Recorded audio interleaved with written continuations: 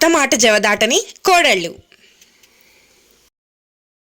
అందరికీ welcome to our. Please like, share and subscribe to our channel Hassu and Jassu. అనగనగా ఒక ఊరు. ఆ ఊర్లో ఒక అత్త. ఆ అత్తకి ముగ్గురు కోడళ్ళు. ముగ్గురు మంచివాళ్లే కానీ అమాయకులు. ఆ ముగ్గురు కోడళ్ళకి ఒక్క నిమిషం కూడా పడేది కాదు. ప్రతి చిన్న విషయానికి కొట్టుకునేవాళ్ళు. అత్తని ఎలాగైనా మెప్పించాలని ప్రతి పనిలోనూ ముందు నేను చేస్తానంటే నేను చేస్తాను అంటూ గొడవ పడేవాళ్ళు. ఇలా చేస్తూనే ప్రతి విషయాన్ని, ప్రతి పనిని గందరగోళం చేసేసేవాళ్ళు. దాంతో ఇల్లంతా చిందరవందర అయిపోయేది.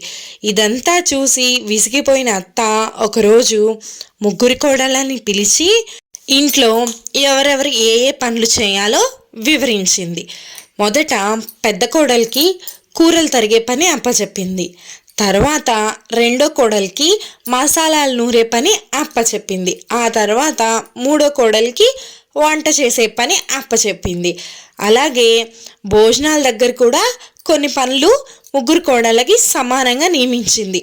పెద్ద కోడలికి ప్లేట్లన్నీ సర్దే పని అప్పచెప్పింది. అలాగే రెండో కోడలికి కూరలు, అన్నం అన్నీ వడ్డించే పని అప్పచెప్పింది.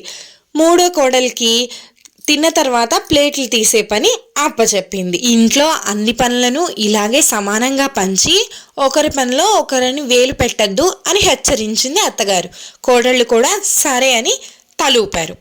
ఉండగా పక్క రోజు వాళ్ళ ఇంటికి చుట్టాలు వచ్చారు. అత్తగారు వాళ్ళ కోడళ్ళకి తన మాట అంటే ఎంత గురో చూపించాలనుకుంది ఆ బంధువులకి.